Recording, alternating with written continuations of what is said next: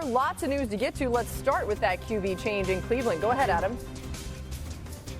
Laura, we have a 41st different quarterback in Cleveland since the franchise returned there in 1999. We have the third different rookie quarterback to start this season, and we couldn't ask or expect a more difficult assignment for Dillon Gabriel, who will have to go to London to make his first NFL start, and he'll have to do it against a talented Vikings defense that Brian Flores oversees. He'll see a variety of looks, blitzes, whatever it may be, but it's going to be a difficult, challenging outing for Dillon Gabriel. The Browns are hoping that Dillon Gabriel can provide the type of spark that Jackson Dart brought last week to the New York Giants, who upset the Los Angeles Chargers and had a bit more juice to their game. Now the Browns will do the same. You'd have to figure that, like the Giants, they will tailor the offense to Dillon Gabriel, run the types of plays that he's comfortable running, that he ran in college. There'll be a different look, a different energy, a different everything to the Browns offense as they go to play the Vikings in London on Sunday morning.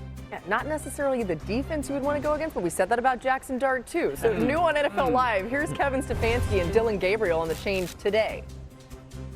I think you just have to do everything in your power can to get ready for when your number is called.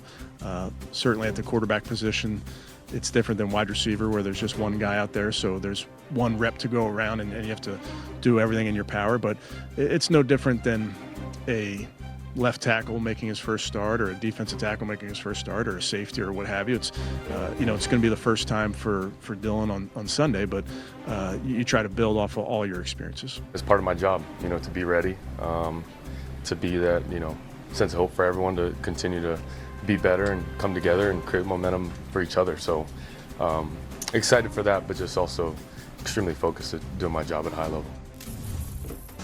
All right, now Dillon Gabriel played plenty of football in 6 seasons in college, playing at UCF, Oklahoma, and then finishing at Oregon. His 63 starts, 189 touchdowns responsible for, are the most by any quarterback in FBS history. The QB carousel continues to go around in Cleveland. As Adam told you, I just want to say this again. Gabriel will be the Browns' 41st different starting quarterback since Cleveland returned to the NFL in 1999. If you're keeping track, that's 11 more than any other franchise. So glad you're with us today. Dan Orlovsky, Andrew Hawkins, Phil Yates.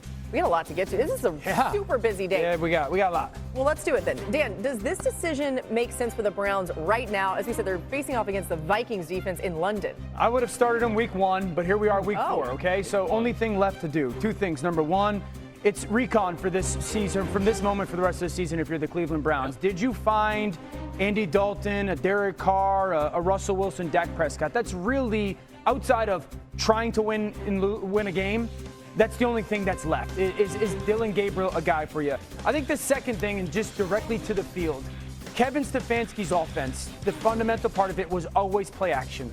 It's the second worst play action pass offense in the NFL right now. That has to be the backbone of Gabriel. It's got to come back to be the foundational part of this offense. If he can do that, that's at least a box checked of, okay, can he be the guy for the future? But it's all about, is this dude any good or not? Yep. It's a dramatic style change, by the way, from Joe Flacco. Joe to Dillon, if you saw the two standing next to each other, it's a gigantic discrepancy in literal size. Joe's 6'6", Dillon Gabriel about my size. He's a lefty versus a right-handed quarterback, but also the way in which Joe plays. Joe was a very methodical quarterback, especially at this stage of his career. What I like most about Dillon Gabriel during his last season of college football, which was at Oregon, his third of 3 stops during his college career, very urgent player. What I mean by that is basically within every play of that Oregon playbook, he had to make a decision. We run him, we passed him, somewhere in between for Dillon Gabriel. He always played with an urgency about him, and also was a good athlete too. This is not Lamar Jackson or a player of that caliber, but he can hurt you with his legs, which obviously Joe, behind an offensive line that has dealt with some injuries and lack of talent, candidly, this past year. 9 sacks taken by Joe in the first 4 games.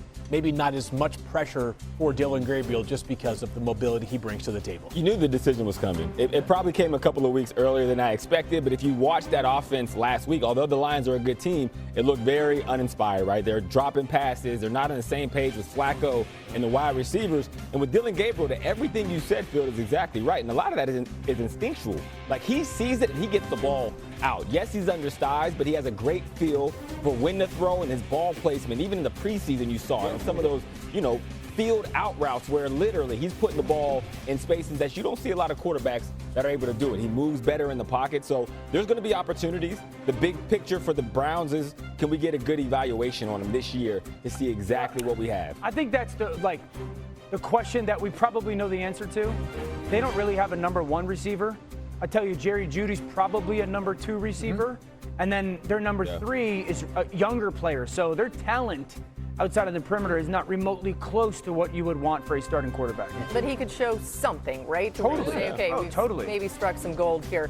One other thing to watch this week, Myles Garrett missed practice today with an ankle injury, so we'll keep an eye on that. All right, let's get to more news. There's a ton of it with Adam. Adam, what's going on with Jayden Daniels and the Commanders? Laura, he was a practice in full today, which tells you that he is expected to play on Sunday. He's tracking to be ready, which is good news for the Commanders. He's missed the last 2 games, but it looks like Jayden Daniels now will be back for the Commanders this week after missing the 2 games with a knee sprain. The same might not be true of Terry McLaurin. Terry McLaurin dealing with injury right now, is not at practice today. The Commanders said he's trending the right way. We also have some breaking news here. I want to just interrupt. As we do Terry McLaurin, we'll come to this, I guess, at the end. Sorry to go off the rails here for you. Terry McLaurin did not practice today. We'll see if he does. The 49ers have ruled out Brock Purdy, Ricky Pearsall, and Jauan Jennings over Thursday night's game. So all 3 out against the Los Angeles Rams. Wow. Okay, we're going to... got the phone and he's going frenetic. You know that something's coming around the corner here. And we're going to flip our script right now and react to that. You just said no Brock Purdy, no Jauan Jennings, no Ricky Pearsall. Dan, this game is tomorrow. What do you think? I mean, so that they're out their starting quarterback, their top 3 wide receivers, their starting tight end, their starting rush end. Yeah. Besides that, who's left? Not much. The downside is Pearsall's been awesome. He's made a huge catch last week. Yeah. Jennings is very, very good player. Yeah. Mac Jones had stepped in, won 2 games, going against the Rams defense that defensively is fantastic. Their safeties are playing big-time football. Can McCaffrey get 40 touches and have 250 yards of offense? This is brutal for the 49ers because that division's loaded. Yeah, to your point, when Mac Jones goes in, you're hoping you get a lift from all the other players to kind of fill in the gaps. But literally, you're operating with all gaps. So for Kyle Shanahan, it's like, well, where do I find the answers? Yes, Christian McCaffrey, but are you going to put that heavy of a dosage on him? Gotta keep because him healthy, he has to be around for this entire season for this to matter for the 49ers. You never seed a game, of course. But I think if you're the 49ers, there's probably a bit of a feeling going into this game that if we can get our guys healthy, and Brock missed 2 games, comes back for 1 game, is now going to miss another. That tells us that whatever Brock is dealing with inside this turf toe issue, he needs a little bit more time. And if you can get Brock right for week 6 when they play Tampa Bay, another gigantic game in the NFC, you have a much better chance to stay competitive in this awesome NFC West than if you bring him back out here on Thursday night where the stack of chips is already relatively short against this really good Rams team. You got to take sort of the bigger picture view right now in this division. Especially. Rams could be 4-1 after this weekend or after tomorrow night, and should be. The Rams should win that game. And Seattle could be 4-1. I think your point is fair. I think your point is the right one. Like, hey, short week. Yeah. Don't overdo it. They may have already overdone it a little bit. If we play them because we want to win and they're not healthy and our season's done. We might still lose if he goes out there. Yeah, that could be tough. Yeah, for a team that obviously has dealt with so many injuries. This is deja vu all over again. So bad. You hate to see it because going into the season, we're like, oh man, their schedule's kind of favorable. Yeah. Either way, still plenty of time. The breaking news there from Adam: Brock Purdy, Ricky Pearsall, Jauan Jennings, all ruled out for tomorrow's game against. Go back to the news you have on Lamar Jackson. Go ahead. Lamar Jackson didn't practice today, Laura, and obviously he was hobbled when he was leaving the locker room on Sunday night after the loss to the Kansas City Chiefs. The fact that he was not out there at practice today, the fact that he was hobbled after the game, tells you that Cooper Rush right now is tracking to play Sunday against the Houston Texans. Now let's keep in mind, Lamar Jackson, the Ravens play the Texans this week. They play the Rams next week, and then they have a bye.